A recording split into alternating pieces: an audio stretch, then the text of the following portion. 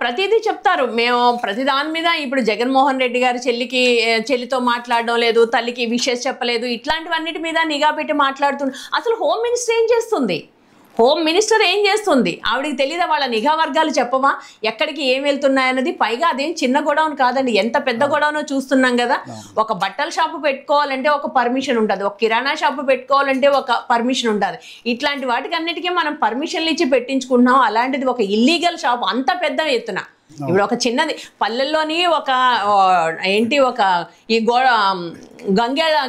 గమేళ ఏదో అంటారు, అది పెట్టి కాస్తున్నారు అని అంటే మద్యం కాస్తున్నారని చెప్పేసి రైడ్లు చేస్తారే పోలీసులు, ఎక్సైజ్ వాళ్ళు.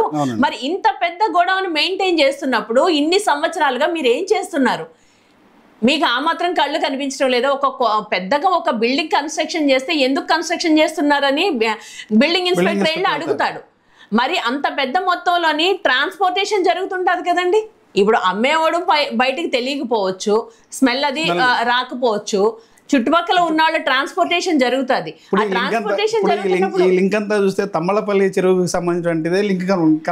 అది ఇప్పుడు అక్కడ లింకే ఇదంతా రాష్ట్ర వ్యాప్తంగా అంతా అదే అవుతుందండి. ఇప్పుడు తంబళపల్లి అన్నది ఎక్కడో మూలన ఉంది, ఎవరికి కనిపించరని చెప్పేసి అని వీళ్ళు చేస్తుంటారు. పైగా చంద్రబాబు నాయుడు గారు సొంత జిల్లా, మనల్ని ఎవడు ఆపేది, మనల్ని ఎవడు అడిగేది అన్న ధీమాతోటి చేయించారు. అక్కడి నుంచి ఇక్కడికి ట్రాన్స్పోర్టేషన్. ఇంత ట్రాన్స్పోర్టేషన్ జరుగుతున్నా అసలు ఈ ట్రాన్స్పోర్ట్ డిపార్ట్మెంట్ వాళ్ళు ఏం చేస్తున్నారు, ఎక్సైజ్ డిపార్ట్మెంట్ వాళ్ళు ఏం చేస్తున్నారు, పోలీస్ డిపార్ట్మెంట్ వాళ్ళు ఏం చేస్తున్నారు, మధ్యలో చెక్ పోస్ట్ ఒకటి ఉంది, వీళ్ళంతా ఏం చేస్తున్నారు? అంటే ఇంతమందిని మీరు మేనేజ్ చేస్తున్నారంటే వ్యవస్థల్ని ఎంత భ్రష్టు పట్టిస్తున్నారో దీన్ని బట్టి అర్థమవుతుంది కదా. దీనిలో ఏదైనా ప్రభుత్వ పెద్దలకు సంబంధించిన రాజకీయ నాయకుల హస్తం ఉండే అవకాశం ఉందండి? అసలు రాజకీయ నాయకుల హస్తం లేకుండా ఇది జరిగే ప్రసక్తే లేదు సార్. వాళ్ళ హస్తం లేకుండా నాకు తెలిసి ఇందులోని చిన్నబాబు గారి వాటా ఎంత, పెద్దబాబు గారి వాటా ఎంత, పుత్రుడి గారి వాటా ఎంత, ఇవన్నీ తెలియాల్సి ఉంది. మనం కరెక్ట్గా కేసుని ఎంక్వైరీ చేస్తే వీళ్ళ వాటాలు ఎంత అన్నది, ఇదిగో నీకింత అన్నది ఖచ్చితంగా ఉంటుందండి. లేకపోతే ఇంతవరకు ఇంత కల్తీ మద్యం తాగి ఇంతమంది చచ్చిపోతున్నారు అని అంటే డిప్యూటీ సీఎం గారు ఎందుకు స్పందించలేదండి? గత ప్రభుత్వ హయాంలో ఏమన్నారు? మద్యపాన ప్రియుల పొట్ట కొట్టావు జగన్ అని అన్నారు కదా. ఆయన పొట్ట మాత్రమే కొట్టారు, మీరైతే ప్రాణాలే తీస్తున్నారు కదా. ప్రాణాలు పోతున్నా కనీసం స్పందన లేదు అతని నుంచి, కనీస స్పందన లేదు. అంటే నీ వాటా నీకు చేరకపోతే నీ నుంచి ఎందుకు స్పందన లేకుండా ఉంటుంది? మీ వాటా చేరిందని మీరు ఇండైరెక్ట్ గా ఒప్పుకుంటున్నట్టే కదా. హోంమంత్రి గారు ఇంతవరకు రెస్పాండ్ అవ్వలేదు. కల్తీ మద్యం గురించి ప్రతిపక్షాన్ని మాట్లాడే నైతిక ఎక్సైజ్ మినిస్టర్ అండి మెయిన్ కొల్లు రవీంద్ర గారు ఏమైపోయారు?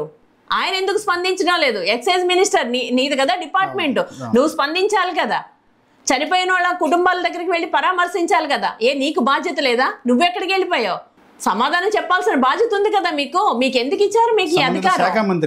సంబంధిత శాఖ మంత్రి దాని మీద ఏదో ఒక స్టేట్మెంట్ అన్నా ఇవ్వాలి కదా. ఇంతవరకు కొల్లు రవీంద్ర స్టేట్మెంట్ రాలేదు అంటే ఏం చేస్తున్నట్టు? మీరందరూ గాడిదలు కాయడానిక మీకు ఈ పదవులు?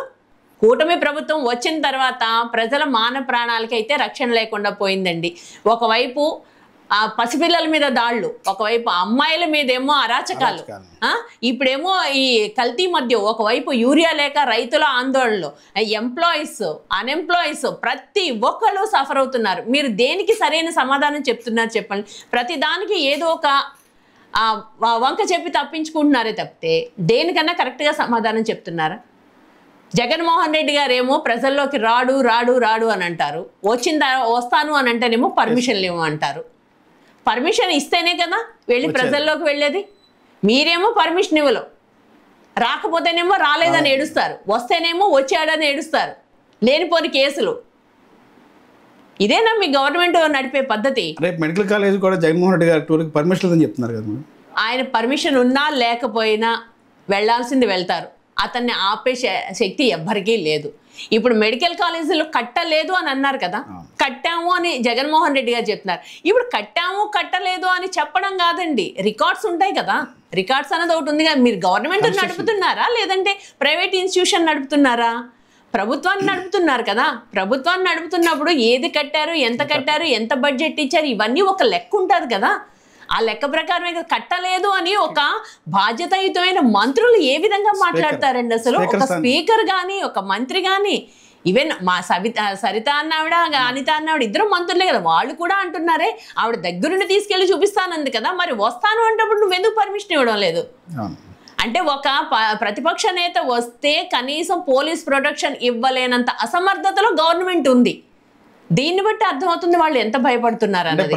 ప్రజలు అక్కడ ఎక్కువ క్రౌడ్ వస్తే ఇబ్బందికరంగా ఉంటుంది. కంట్రోల్ చేయండి, కంట్రోల్ చేయడానికే కదా పోలీస్ డిపార్ట్మెంట్ ఉంది, కంట్రోల్ చేయడానికే కదా మీరు ఉన్నారు. మీరు ఇంతకు ముందు వచ్చినప్పుడు జగన్మోహన్ రెడ్డి గారు గవర్నమెంట్ ఇవ్వలేదా మీకు ప్రొటెక్షన్?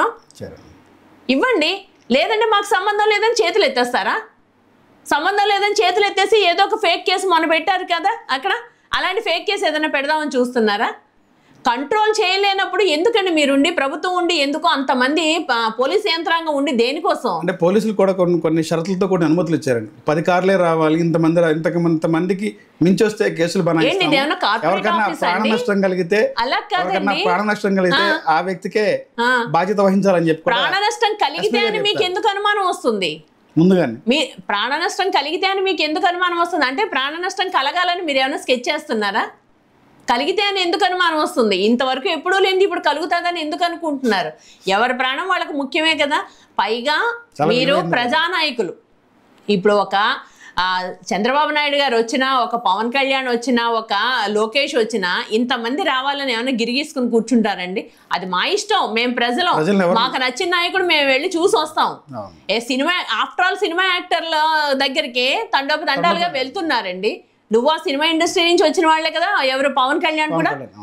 మరి అలాంటిది ఒక ప్రజానాయకుడిని చూడడానికి ఇంతమంది ప్రజలు వస్తారు అని అంటే కంట్రోల్ చేయడానికి మీరు ఎవరండి? రావద్దు అని చెప్పడానికి. వచ్చిన వాళ్ళకి ప్రొటెక్షన్ ఇవ్వాల్సిన బాధ్యత మీది, పోలీస్ డిపార్ట్మెంట్ది. ఆ డిపార్ట్మెంట్కి చెప్పాలి కట్టుదిట్టమైన ఏర్పాట్లు చేయండి అని. ఏర్పాట్లు చేయడం చేత కానీ ప్రభుత్వం ప్రతిపక్ష నాయకుడిని రావద్దు అని ఎలా చెప్పుద్దండి? ఇది ఎంతవరకు కరెక్టు? ఇదేనా ప్రభుత్వాన్ని నడిపే పద్ధతి? అంటే వస్తే ప్రజల మధ్య కొంచెం క్రౌడ్ పెరుగుద్ది, దానివల్ల ఇబ్బంది పడతారనేదే ఎస్పీ గారితో ఈ రోజున స్టేట్మెంట్ వచ్చింది. అదే నేను అంటున్నానండి, ఇబ్బందులు కలగకుండా చేయడమే కదా, ప్రజారక్షణే కదా పోలీస్ డిపార్ట్మెంట్ వాళ్ళ పని. భద్రత చేయాల్సిన బాధ్యత మా వాళ్ళది ఉంది. ఇక్కడ నీకు ఈ జిల్లాకు వస్తున్నారు, ఈ జిల్లాలో పోలీస్ యంత్రాంగం సరిపోతే పక్క జిల్లా నుంచి తెప్పించు. చుట్టుపక్కల 4-5 జిల్లాలు ఉన్నాయి కదా, తెప్పించు. ఒక్క రోజుకి ఏమీ నష్టం కాదు కదా, ఒక రోజుకి అని క్రైమ్ రిపోర్ట్ అయిపోదు కదా. రాష్ట్రం మొత్తం పక్క జిల్లాల నుంచి తెప్పించండి, తెప్పించి ప్రొటెక్షన్ చేయండి. ఇంతమంది రావాలి అని చెప్పడానికి మీరెవరు చెప్పండి? మీకేం అధికారం ఉంది? మా అభిమానాన్ని చాటుకుని మేము వస్తుంటే మమ్మల్ని రావద్దు అని చెప్పడానికి మీరెవరు? రైటే ఉంటుంది. రైట్ ఏం లేదు కదా వాళ్ళకి. మీరెవరు చెప్పడానికి? అసలు ప్రొటెక్ట్ చేయండి, మీరు రక్షణ కల్పించండి, ప్రజలకు రక్షణ కల్పించండి, ప్రతిపక్ష నేతకు రక్షణ కల్పించండి. అది మీ బాధ్యత.